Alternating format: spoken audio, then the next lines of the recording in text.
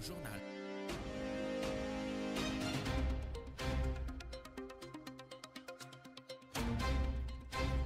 « 19h sur les ondes de Radio Tunis, Chaîne Inter, le journal, présenté ce soir par Mohamed Ali Cheib. Au sommaire de cette édition, la Tunisie conjugue ses verbes au futur avec le démarrage officiel aujourd'hui d'une étude consacrée à l'élaboration du schéma directeur de l'aménagement du territoire national. Objectif adapter la Tunisie aux impératifs de la transition écologique, de la croissance démographique et de l'inclusion sociale. Ça roulera mieux sur le Grand Tunis. Le deuxième tronçon de la route radiale X20 est opérationnel. Le ministre de l'Équipement s'engage à finaliser le dernier tronçon avant la fin de l'année en cours. Le pont fixe de Bizerte sera prêt dans les délais. L'entreprise chinoise chargée des travaux s'est engagée à parachever l'ensemble des fondations profondes des piliers principaux du pont d'ici la fin de l'année en cours. Dans le monde, Donald Trump exige une capitulation sans condition de l'Iran et assure que les États-Unis contrôlent désormais complètement et totalement l'espace aérien iranien. Sur le plan militaire, l'armée israélienne affirme avoir bombardé des cibles militaires en Iran, alors que Téhéran assure avoir frappé des sites sensibles à Tel Aviv. Et le commandant de l'armée de terre iranienne appelle les résidents des grandes villes israéliennes, Haïfa et Tel Aviv, à évacuer. Dans la bande de Gaza, l'entité sioniste signe un nouveau crime de guerre. Au moins 59 Palestiniens ont été tués par l'armée israélienne alors qu'elles attendaient la distribution de l'aide humanitaire à Khan Younis. Madame, Monsieur, bonsoir. Pour une Tunisie où il fait bon vivre, le ministère de l'Équipement a annoncé ce matin le démarrage officiel d'une étude consacrée à l'élaboration du schéma directeur de l'aménagement du territoire national. L'annonce a été faite lors d'une journée d'information organisée à Tunis. Ce projet vise à mettre en place une nouvelle vision de l'aménagement du territoire en adéquation avec les mutations politiques, économiques et sociales que connaît la Tunisie depuis plus d'une décennie. Selon Adel Saïdi, chef de l'équipe chargée d'élaborer l'étude du schéma directeur de l'aménagement du territoire national, cette nouvelle approche tiendra compte des déséquilibres territoriaux actuels, de la transition écologique, de la croissance démographique, ainsi que des impératifs de développement durable et d'inclusion sociale. Adel Saïdi au micro de Ajay Ben Amar. Le schéma national d'aménagement du territoire est un cadre de référence pour toutes les politiques sectorielles, donc pour toutes les administrations, qui, à travers un éclairage territorial, peut aider les départements sectoriels à ajuster leur stratégie, leur politique sectorielle. Nous allons proposer un plan d'action, nous allons proposer des projets structurants. Le schéma doit s'imprégner de la réalité, mais en même temps proposer un nouveau modèle de développement. La Tunisie doit régler impérativement le problème de déséquilibre entre les régions de l'intérieur et les régions du littoral, mais en même temps ne pas laisser les pôles dynamiques parce qu'il faut les renforcer. Comme il y a un travail à faire sur les régions intérieures, c'est une nouvelle approche territoriale, c'est une nouvelle approche du développement. Le problème, c'est que effectivement, le schéma national d'aménagement du territoire aurait dû être lancé bien avant le plan qui est en train d'être fait actuellement. C'est une contrainte. Il faudrait que le schéma national puisse très rapidement mettre à la disposition des gens qui travaillent sur le plan des problématiques de développement qu'il faut prendre en considération. L'objectif, c'est que le plan socio-économique 2026-2030 ne soit pas seulement exclusivement un plan sectoriel. Il faudrait qu'il soit un plan à la fois sectoriel, mais qui a pris en considération les problématiques territoriales. Le Conseil national des régions et des districts ainsi que des responsables gouvernementaux ont entamé aujourd'hui l'examen des grandes lignes reliant la construction démocratique par la base au plan de développement 2026-2030 en vue de parvenir à un ensemble de recommandations. Le président du Conseil national des régions et des districts, Ahmed Dabeli, a déclaré que le plan de développement est élaboré selon une nouvelle approche participative qui s'appuie sur l'audition des citoyens à travers les conseils locaux, régionaux et nationaux, ce qui garantit une meilleure réponse aux revendications du peuple sans aucune exclusion. De son côté, le ministre de l'économie et de la planification, Sami Abdelhafid, a indiqué que près de 1200 sessions d'accompagnement pour les conseils locaux ont été organisées jusqu'au 10 juin. Il a fait remarquer que le ministère a assuré l'accompagnement et l'encadrement du Conseil national des régions et des districts pour identifier la situation en matière de développement, fixer les priorités et les axes pour les 5 prochaines années. La campagne céréalière se poursuit à un rythme soutenu jusqu'au 15 juin. Les quantités de céréales collectées à l'échelle nationale ont atteint quelques 3,5 millions de quintaux. Au niveau régional, le gouvernorat de Béja se classe en première position, suivi par les gouvernorats de Kérouan et Siliana.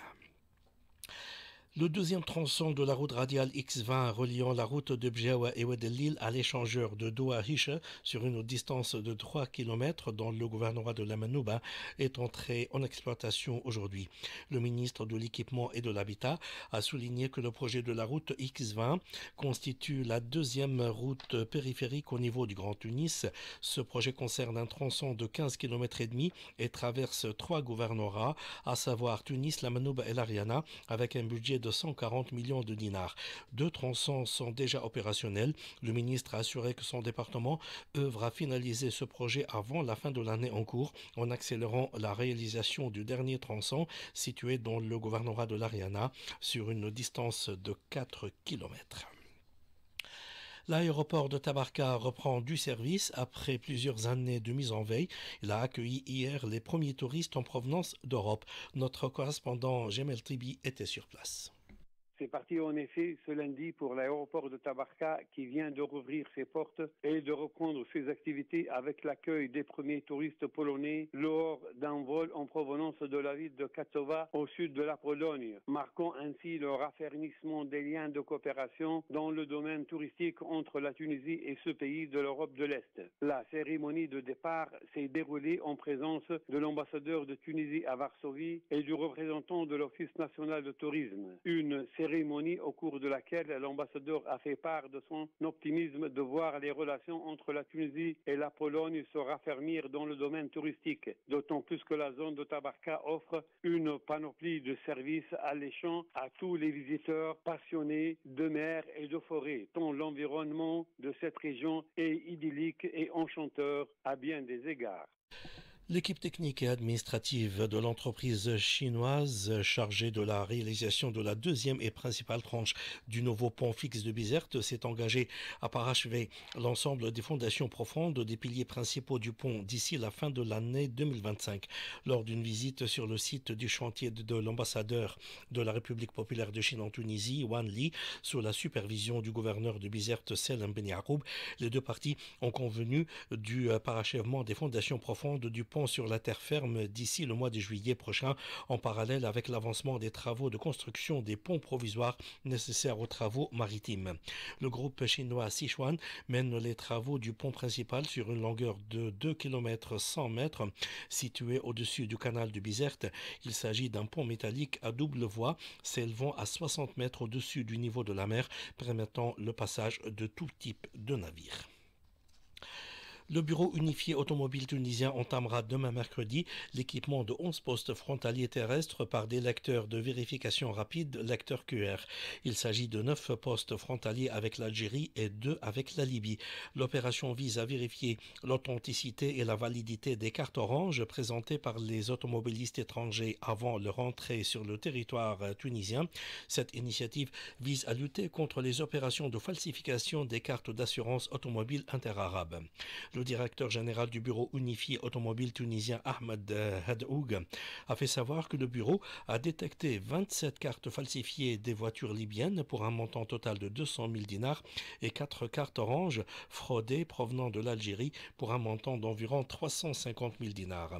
Il a précisé que plusieurs de ces véhicules ont causé des accidents de la route sur le territoire tunisien, ce qui pourrait priver les victimes d'une indemnisation pour les dommages subis. La Tunisie vient de présenter la candidature du diplomate Sabahi Bach-Tobji au poste de directeur général de l'Organisation pour l'interdiction des armes chimiques pour la période 2026-2030. Le ministre des Affaires étrangères Mohamed Ali Nafti l'a annoncé aujourd'hui à l'ouverture à Tunis de la 23e réunion régionale africaine des États partis à la Convention sur l'interdiction des armes chimiques, réunion qui se poursuit jusqu'au 19 juin à Tunis. Nafti a déclaré que la Tunisie ambitionne de jouer un rôle accru dans la gouvernance stratégique de l'organisation. Il a précisé que notre pays aspire à mettre au service de l'organisation son expérience, sa vision et son engagement en faveur d'un ordre international fondé sur la paix, la sécurité et le respect du droit. Actualité dans le monde, Donald Trump met toute la pression sur l'Iran. Il a exigé ce soir une capitulation sans condition de l'Iran. Le président américain a publié ce message de 2 mots en lettres majuscules sur sa plateforme Truth Social. Trump, qui est rentré précipitamment dans la nuit du sommet de G7 au Canada en raison de la situation au Moyen-Orient, a également assuré que les États-Unis contrôlent désormais complètement et totalement l'espace aérien iranien. Il a également lancé un message alarmiste sur son réseau Truth Social. Tout le monde devrait évacuer Téhéran immédiatement. Trump a en outre assuré que les États-Unis savent exactement où se cache le guide suprême iranien l'Ayatollah Ali Khamenei, mais ne compte pas l'éliminer, du moins pour le moment, selon Donald Trump. Sur le plan militaire, l'armée israélienne a affirmé aujourd'hui avoir bombardé plusieurs sites de missiles dans l'ouest de l'Iran. Au 5e jour du conflit, elle a assuré avoir frappé plusieurs sites de missiles et de drones, ainsi que des dizaines de lanceurs de missiles sol-sol et sol-air et des entrepôts. L'armée israélienne a également annoncé avoir tué plus tôt le nouveau chef d'état-major de l'armée israélienne, Ali Shadmani, proche de Khamenei, dans une frappe nocturne sur un centre de commandement au cœur de Téhéran. Le nouveau chef d'état-major de l'armée iranienne a été tué 4 jours après l'élimination de son prédécesseur dans un raid similaire. De leur côté, les gardiens de la Révolution ont annoncé aujourd'hui avoir mené une frappe contre des sites sensibles à Tel Aviv. Parmi les sites visés, un centre de renseignement militaire de l'armée sioniste, ainsi que le centre de planification des opérations terroristes du Mossad, le service de renseignement extérieur israélien.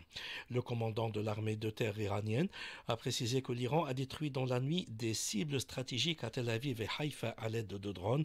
Il a prévenu que ces attaques massives de drones, utilisant des armes nouvelles et avancées, s'intensifieront dans les heures à venir.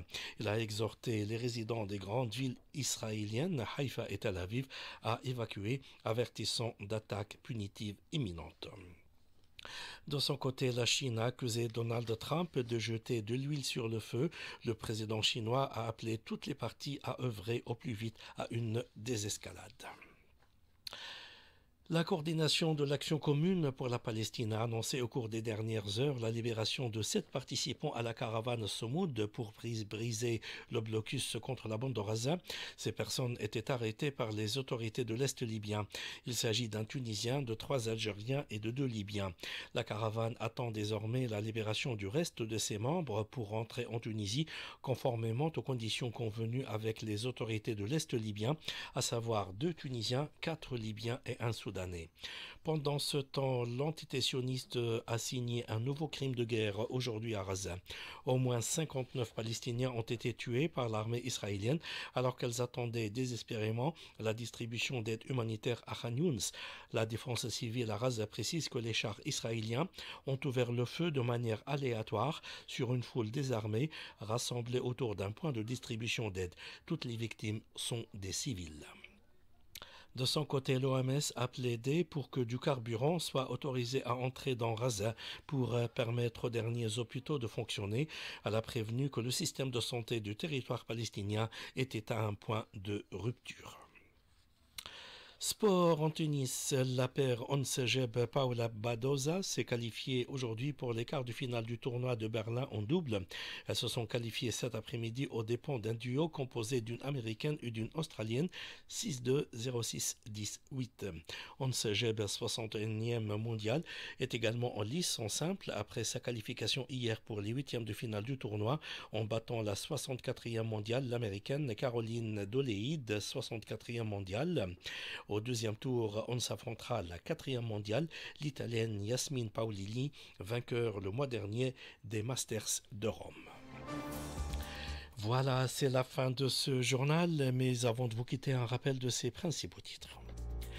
La Tunisie conjugue ses verbes au futur avec le démarrage officiel aujourd'hui d'une étude consacrée à l'élaboration du schéma directeur de l'aménagement du territoire national. Objectif adapter la Tunisie aux impératifs de la transition écologique et de l'inclusion sociale. Ça roulera mieux sur le Grand Tunis. Le deuxième tronçon de la route radiale X20 est opérationnel. Le ministère de l'Équipement s'engage à finaliser le dernier tronçon avant la fin de cette année. Le pont fixe de Bizerte sera prêt dans les délais. L'entreprise chinoise chargée des travaux s'est engagée à parachever l'ensemble des fondations profondes des piliers principaux du pont d'ici la fin de cette année. Et dans le monde, Donald Trump exige une capitulation sans condition de l'Iran et assure que les États-Unis contrôlent désormais complètement et totalement l'espace aérien iranien. Sur le plan militaire, l'armée israélienne affirme avoir bombardé des cibles militaires en Iran et affirme avoir tué le nouveau chef d'état-major de l'armée iranienne. Et l'entité sioniste signe un nouveau crime de guerre à Gaza. Au moins 59 Palestiniens ont été tués par l'armée israélienne. Elles attendaient la distribution d'aide à Khan Younis. Voilà, point final à ce journal. Merci d'avoir été des nôtres et bonne soirée à l'écoute d'RDCI.